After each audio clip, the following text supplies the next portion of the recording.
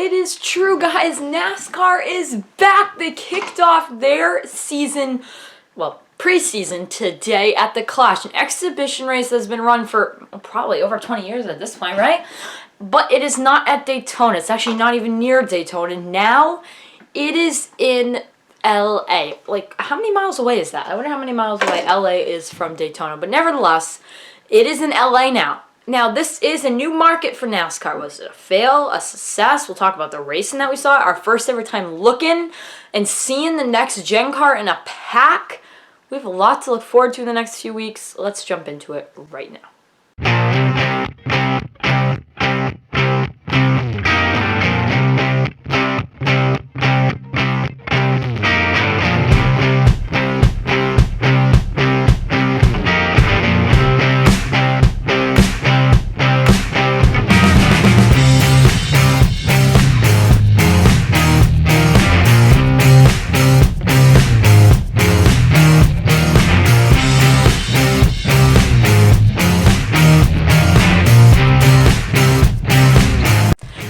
And welcome back to another video. My name is Cameron. So NASCAR fans, be rejoiced because it's a new NASCAR season, new NASCAR intro on the channel. On the Pedal is back, bigger than ever, and I'd like to take some public service announcements. This video might be a little off. We will do, I think, all the normals. I think we'll do winter spotlight. I think we'll do a countdown of everybody. Top 15 this year. We're going to cut off the 20. Anyway, I think we'll do all that still, but I also do think for this year, this video, take it with a grain of salt. This is the preseason video. We're going to talk about this race. Next week, we're going to start the preview of the NASCAR season all week next week. All the new things to look forward to this season, some bold predictions, stuff like that. We'll talk about that mainly next week as we get into the NASCAR season. But for today, we're going to talk about the Clash at the Coliseum. Brand new to NASCAR, the LA Coliseum. It hosted an Olympics. It hosted one of the first ever Super Bowls. It is an historic venue, a venue that NASCAR is looking to take over. A venue that looked from the TV lens as something they have taken over, something that they did a great job on. So there's a few talking points I want to talk about. Let's talk about just the overall. What was this event supposed to hit as? A racing event? Was it supposed to hit as an entertainment event? Or was it supposed to hit kind of all around? And I think we obviously think it was supposed to be an all-around hit. You can tell NASCAR was going much more into the entertainment value, and they wanted to bring fans in from other dimensions. We saw NASCAR posted that there was 70% of fans at that race that have never attended a NASCAR race before. 70%. Now, we'll know. That's a debate for another time to see how true NASCAR was being with that statistic. But to say that they were being true with that, and if they were, that's an impressive stat. They got 70% of that stadium that was a non-NASCAR fan. 70% of that stadium. Now, we'll see if that's true. But nevertheless, that, to me, proves how important this event was for NASCAR. They needed to prove to these 70% of fans, you guys got to tune into Daytona next week. And for a weekend in sports that was buzzing, this weekend had a lot of events going on. This weekend was big. You had 2 all-star events this weekend. You had the Olympics, which are underway in Beijing. So you have events going on right now that are incredibly important to the sports world. And you are just NASCAR in LA. And compared to all the other events, you probably rank towards the bottom of the list. NASCAR in LA. Now, what can NASCAR in LA bring to the stage that the Pro Bowl can't on that Sunday? And that is, well, we took over the Coliseum. We turned the Coliseum into a racetrack. We are going to have a halftime show. We're going to have Pitbull. We're going to have driver introductions like you've never seen before. We're going to have Joe Buck. We're going to have about 20 grand marshals, and that's what they had. They are bringing the entertainment value, and they had to, I think, and I think that was big for NASCAR. The other problem here, and the other thing that they really wanted to make sure was there, is the fact that this is indeed a race that is the opener for the next gen era. This is it. We are now in the next generation of NASCAR race cars, and do they sound good? Do they look good? I had to take some getting used to see the number slide, because that's going to take some getting used to. But for the most part, I'll be able to handle it, I think. But I love the fact that the next gen car is there. It sounds so much different, so much cooler.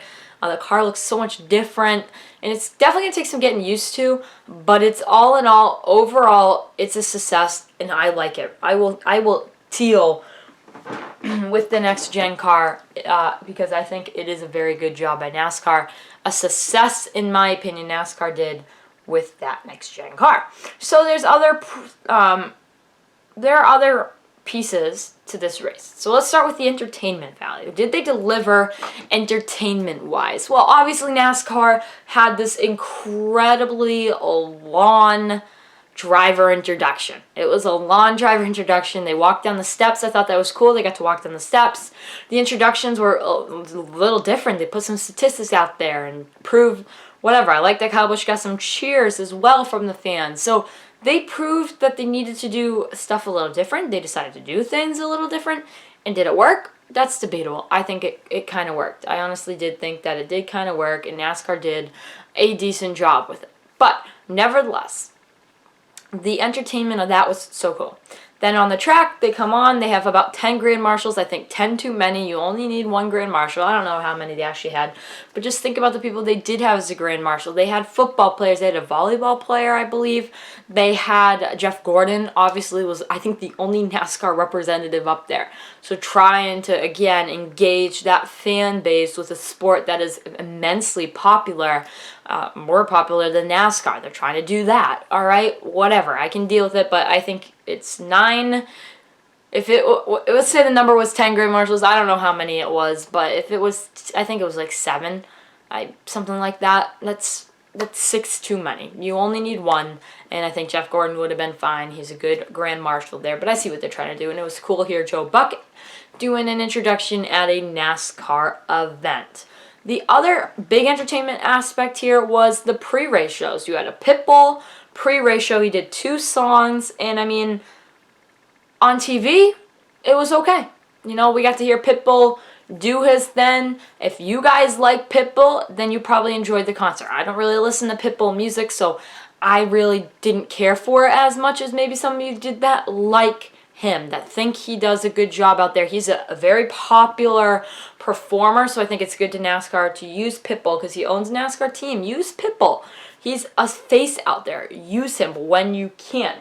The other guy that performed was the halftime show, and I think this is where I say it's a fail. Guys, NASCAR doesn't need a halftime. Let's be honest here. No other NASCAR race on the schedule has a halftime. No other NASCAR race on the schedule has a halftime. You guys can look at it, but there will not be a halftime. So again, when you have 70% of new fans out there this year, and they're going into Daytona 500 like, well, where's the halftime show?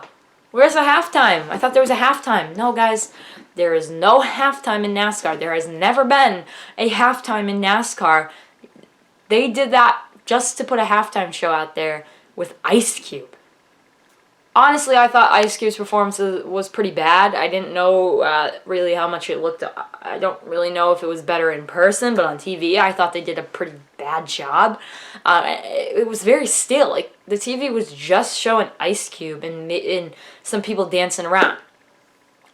What if we could have done a little more production-wise with that show? I mean, I know it's Ice Cube, and I don't think he's the best. If you're going to take up a section of the race, interrupt the flow of the race, because it was kind of building up there for a little while. And of course, you're forced to restart. Those are always exciting short track restarts. Yes, but I mean, I think that NASCAR knew they wanted to do a halftime show because they wanted to bring in a guy like Ice Cube and perform. I mean, I saw the fans that they were showing. They were showing a couple dancing around that were close to the stage. But if you really looked at the broad picture, there wasn't really people getting into the performance. People didn't really enjoy it. So if you're going to have to do a halftime show, put someone out there that's good. Get some better production value. I did not like the idea of having a halftime in NASCAR. Okay, we're not the NFL. We're not the NHL. We don't have 20-minute breaks. We don't have half times. All right? This is one sport that is consistent. We have stage breaks, sure. If you want to do a little performance under a stage, whatever. But I mean, I think that's very important to think about. NASCAR does not have halftimes. So in the entertainment-wise, though, they definitely delivered that. They had people entertained. They had what they needed to do. Even though I don't like the halftime, they had what they needed to do. They had a DJ playing at all times. You could hear it over the TV. There was a DJ there, and he was performing at all times. He had music pumping in there at all times. So they did what they could. They had celebrities in the house. They had people that they needed in LA, and they gave it a production, a show, and that. Racing needed to deliver too, and here's where I think this track is pretty short. It is so short, I think it's almost too short. Get it. I get it that, like, people like that. People like the way the racing went, but it's almost so short that it's too short. And I think NASCAR needs to understand that. It can't be that short. It needs to be a little larger, a little better racing, but I think it was okay. I'll give the racing overall. They made multiple grooves. We saw a couple 3 wide in the third. We saw towards the tail end, we saw some beating and banging. We saw some stuff. But with all of that said, we also saw some drama, and that is short track racing for you. I was very mad at Joey Logano towards the end of the race, just the way he was racing in an exhibition race. I hate Joey Logano too. We also saw a driver like the 5, Kyle Larson, pull down on someone when I don't think it was totally necessary for him to pull down on another driver when it was a rookie in exhibition race, and he didn't even mean to hit him. I don't even think he did hit him. I think it was William Byron that hit him. Nevertheless, that was what Kyle Larson decided to do there. So it delivered on the drama. It's so short that they had to shut down parts of LA, and I don't know. I thought it was a very, very short racetrack. But with all that said, it did deliver in many different aspects, and it did a decent job there. Okay. We're in the preseason now. We talked a little bit about that. We'll talk a little bit more about the Fox broadcast because they introduced a new member to the team, that guy being Tony Stewart. Yeah, you might have heard of him before, once or twice. But we will get to him in a second. We do now want to talk about our top finishers. Who finished where? How did they do? And what can we expect from them this season? Are they going to be good? Are they going to be bad? What can we expect from them? Joey Logano wins the Clash in Joey Logano fashion, beating people off the racetrack, and a decent win there for Joey. Kyle Busch finishes in second place. A very fast car this weekend, hopefully a sign for things to come. Good finish for Austin Dillon in third today. Short track racing is not normal Austin Dillon's mojo, but did a great job. Really good finish for Eric Jones in the 43 car. I thought he really did impress me. He did impress me out there today. Kyle Larson with the top 5. William Byron in 6th. Cole Custer was the top 10. Christopher Bell in 8th. AJ Allmendinger in the 9th position. Harvick with the top 10. Elliott in 11th. Harrison Burton in his first ever NASCAR Cup Series start in 12th. Ricky Stenhouse Jr., Reckhouse in 13th. Daniel Suarez in 14th. Truex in 15th. Michael McDowell in 16th. Ryan Blaney in 17th. And there's your top 15 with Martin Truex Jr. I'll just read you the rest of them at this point. Wallace in 18th. Justin Haley in 19th. Priest in 20th. Tyler Reddick in 21st. Chase Briscoe in 22nd. And Hamlin rounds out the finishers. So, there you go. That's your top finishers. We won't really go into winner spotlight right now. We don't have to. So, because it's Joey Logano, and we'll start that at the Daytona 500. Before we get to hit the gas or hit the brakes, put this race on that scale for the first time this year, I would like to take a second here and talk about the brand new Fox broadcast. Brand new, kinda. They changed graphics, so graphics are all new this year for Fox, which I'd kind of like to change. I have mixed bag. I like they're more colorful because I didn't like the all black and gray. Like, that just didn't look good. I thought I like that they're colorful and they're exciting and they're interesting. And graphics, I think I like when they're like that. The only problem I don't like about the graphics is they are just a tad bit much. Just a tad. I think there's so much going on when the screens and stuff. They are bright though, and I like the colors. And I like the new graphics all in all. Just a little too much. Besides that, honestly, Fox, Mike Joy, still there. Still doing his thing. Clint Boyer. But Tony Stewart, in my opinion, did a great job in the broadcast booth. He brought insight. He brought some comedy. And he just spoke like any of us we're watching this race. I was watching this race. And I was talking, and I was like, well, maybe this would happen. And then Tony Stewart basically said the same thing. And we were like, wow, that's pretty crazy that even Tony Stewart thinks this. So, Clint Boyer, on the other hand, great again. I thought Clint Boyer had one of his better calls. I think he's getting the hang of it, and he's getting involved with the broadcast a little more. You know, I think that he is going to be the joker of the group, but he's pretty good. We saw Larry McReynolds being used a little more as a pit reporter, kind of. We also saw him in the pre-race show with Jamie Mack. Jamie Mack was at the pregame show as well with, as all in all, Chris. He's always very good at what he does there at the pre-race show. The pre-race show was very good. I really enjoyed the pre-race show. They had some good personalities, and I hope they stay at track this year. I know studio is normally how they do it, but I really hope they stay at track. I think it's fun to have the broadcast pre-race show at track. NBC always has it at track. I'd love to see Fox do that as well this year. Maybe they just did it because of the Coliseum, but I hope they're at track for the 500 and so on and so forth. But all in all, I was impressed with the Fox broadcast. And I'm not normally a big Fox broadcast fan, but they're turning it around. And, I mean, Tony Stewart's only there for 2 races. I wish he was there for longer. Whoever those guest broadcasters are going to really make or break the season. If it's Darryl Waltrip or one of the Waltrips, I probably won't like it. Michael Waltrip, I don't think I'm going to like it. But I could be surprised. I don't know. Maybe I will be. Maybe they'll give me a little surprise and I'll actually enjoy it. Doubtful, but maybe. And besides that, Fox did a great job. All right, let's hit the gas or hit the brakes. And welcome to another season of Hit the Gas or Hit the Brakes, guys. It has been a great season so far. We're going to hit the gas or hit the brakes on this race. Okay, so basically, what am I feeling on this race? Are we going to hit the gas? Are we going to hit the brakes? What are you guys thinking? I'm thinking we are going to hit the gas. Great racing overall, short race. I'm going to give it a B-. A solid race, not good enough for an A, not good enough for a B+, a B-, a solid race. And that is what it deserves over there. Okay, thank you so much for watching this video. How did you guys enjoy it? Hit the brakes or hit the gas on that race.